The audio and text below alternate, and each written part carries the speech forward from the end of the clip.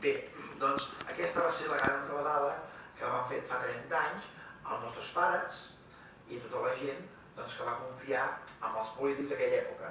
També és cert que sortíem de 40 anys d'una dictadura molt dura, una dictadura que va fer molt mal, que va estigmatitzar moltes generacions, i també és cert, i es pot entendre, que els nostres pares volguessin d'alguna manera viure uns anys de tranquil·litat, perquè també hem de recordar que 40 anys de viure en una dictadura feixista no hi ha cap poble al món que ho hagi aguantat. No hi ha cap poble al món que hagi aguantat 40 anys contra un govern feixista que anava contra la teva cultura, contra la teva economia, contra la teva llengua. Bé, hi ha hagut països que han estat 10 anys amb feixismes, 12 anys, 5 anys, però 40 anys ningú. Per tant, haver resistit i ser aquí després d'aquests 40 anys ja és un èxit. I haver pactat aquest estat de les autonomies amb les condicions que semblava que eren bones també és un èxit. Però què ha passat? Espanya ho tenia molt clar. L'estat de les autonomies havia de convertir aquest territori pròsper, que tenia un dinamisme econòmic diferenciat de la resta d'autonomies, l'havia de convertir en una autonomia pobra, en una autonomia com la resta. No podia permetre aquesta diferència que tenien els catalans. I en aquests 30 anys han estat a punt d'aconseguir-ho. Han estat a punt d'anul·lar-nos i han estat a punt d'assimilar-nos, perquè aquest era l'objectiu. Ara, quan tenim totes les dades a la mà, diem, és que és flagrant, anàvem per nosaltres.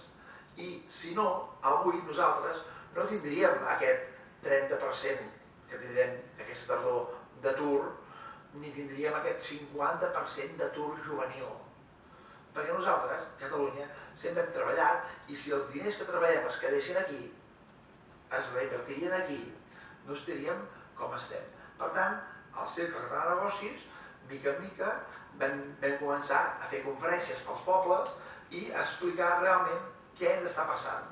Què està passant en aquest país, que el 92 Espanya va decidir que havia de fer un AVE, un tren per transportar ràpid persones i mercaderies, i el 92 es va decidir fer l'AVE Madrid-Sevilla.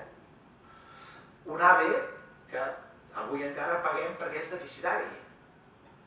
Bé, doncs aquest AVE del 92, quan es va preguntar a la presidenta de Renfe per què es feia el Madrid-Sevilla en comptes de l'AVE viable i econòmicament rentable i que donaria un retorn positiu a tot el que són les indústries de Catalunya, la resposta que va fer la Mercè Sala, que és la presidenta de Renfe el 92, va dir, com que s'ha de fer tot, tant és que comencem per un cantó com per l'altre.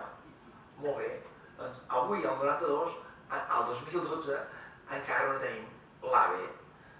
Barcelona, Junquera, Lió. No hi és. No podem anar amb AVE. Per tant, ja veieu quina era l'estratègia. L'estratègia era anar invertint amb ells, amb les seves infraestructures, i aquí deixar-nos com ens han deixat.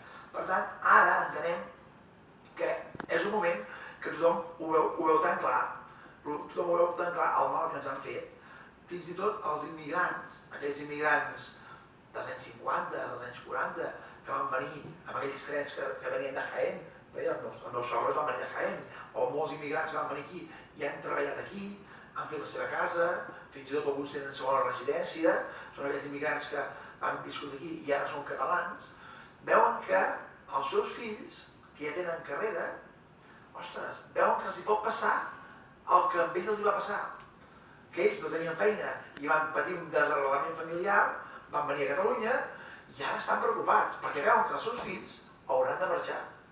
Els seus fills no troben feina i hauran de marxar a Anglaterra i estan marxant. A Anglaterra, a Alemanya, als Estats Units.